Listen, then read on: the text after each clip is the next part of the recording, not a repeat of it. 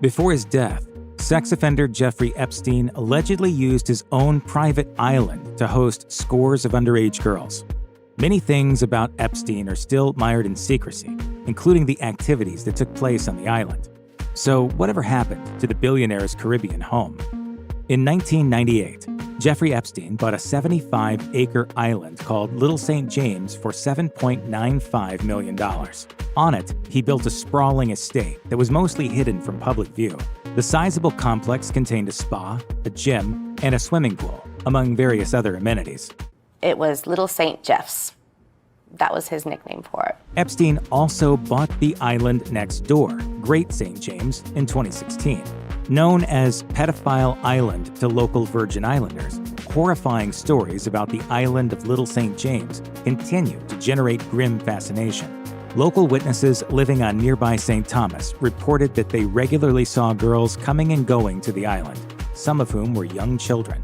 The long list of high-profile figures rumored to have visited Little St. James is also very extensive, featuring everyone from Bill Clinton to Stephen Hawking. Prince Andrew even admitted to visiting it during his infamous BBC interview. Just for the record, you've been on his private plane. Yes. You've been to stay on his private island. Yes. 2 days after Jeffrey Epstein was found dead in his prison cell, the FBI raided Little St. James as part of its investigation. The official Epstein task force hoped to find more information about his purported trafficking ring, but would not speak to the media about what they uncovered. FBI agents weren't the only visitors, though, and given the general fascination with the rumors surrounding the island, it's no surprise. In 2019, two YouTubers, Jeff Berwick and Luke Radowski, took matters into their own hands and convinced a local to drop them off by boat. The pair were able to explore for 30 minutes before escaping when they spotted other people on the island driving golf carts. Radkowski and Berwick were particularly interested in investigating a blue and white striped building on the island known as the Temple. The odd building has sparked a host of wild conspiracy theories online, with some people calling it a ritualistic abuse site. According to Insider, however, the most plausible theory is that it's a music room. Following the death of Jeffrey Epstein, a 3-year-long legal battle unfolded over his estate. It was ultimately decided in 2022 that the estate owed $105 million to the Virgin Islands to settle sex trafficking claims and would also have to sell his 2 islands. As part of the settlement deal, it was agreed that half the money from the sale of the 2 islands would go to the territorial government. Officials said this money would go to a government trust to fund programs for victims of sexual abuse. As of 2022, the estate had paid $121 million to 136 women abused by Epstein. In addition to providing for the sex abuse victims, the executors also had to pay out a lump sum for the environmental damage done to the islands themselves. The area around the 2 pieces of land is surrounded by delicate coral reefs and teeming with wildlife. However, Epstein refused to follow planning regulations and simply built whatever he wanted, incurring considerable damage. Environmental inspectors who arrived on the island were simply waved away at the dock.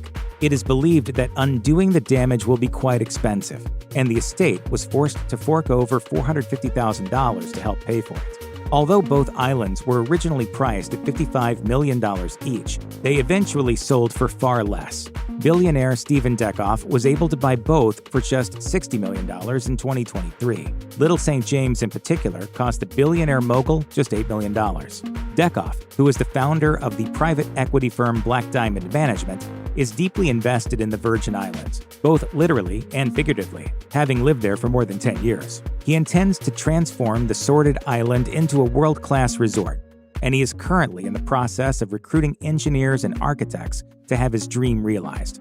According to a press release, Dekoff hopes that the resort will be open as soon as 2025. If you or someone you know may be the victim of child abuse, please contact the Child Help National Child Abuse Hotline at 1-800-48-CHILD, 1-800-422-4453, or contact their live chat services.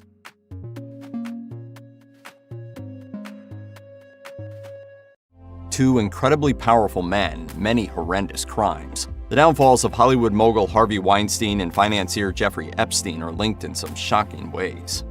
Both Harvey Weinstein and Jeffrey Epstein were part of a group of investors looking to purchase New York Magazine in 2003. Among the others in the group were billionaire Nelson Peltz, businessman Donnie Deutsch, and U.S. News & World Report owner Mortimer Zuckerman, the New York Times noted. Ultimately, the group bid $44 million for the publication, but was outbid by investment banker Bruce Wasserstein. Why get into the media business? The New York Times explained that the group was motivated by ego, power, and cachet.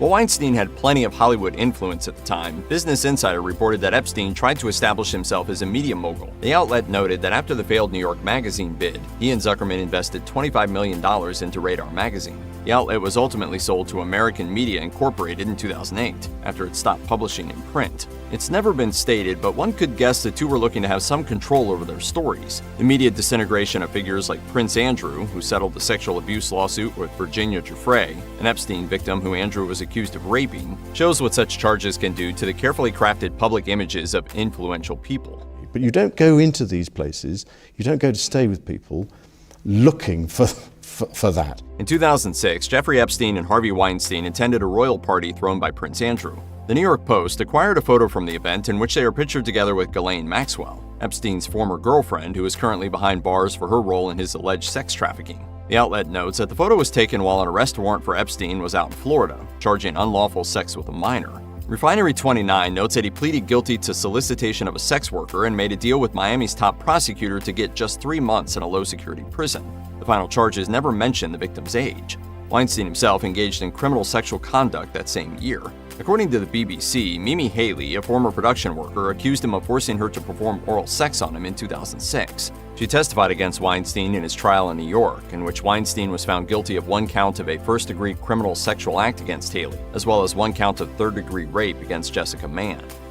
A Daily Beast report alleges that Jeffrey Epstein introduced young women to Harvey Weinstein. According to the outlet, Epstein recruited Shantae Davies into his alleged sex trafficking ring in 2001 when she was 21 years old. Years later, he introduced her to Weinstein. The movie mogul reportedly got her a small role in the 2005 horror film Beast. More than anything, I just felt stupid. Yeah, I felt duped.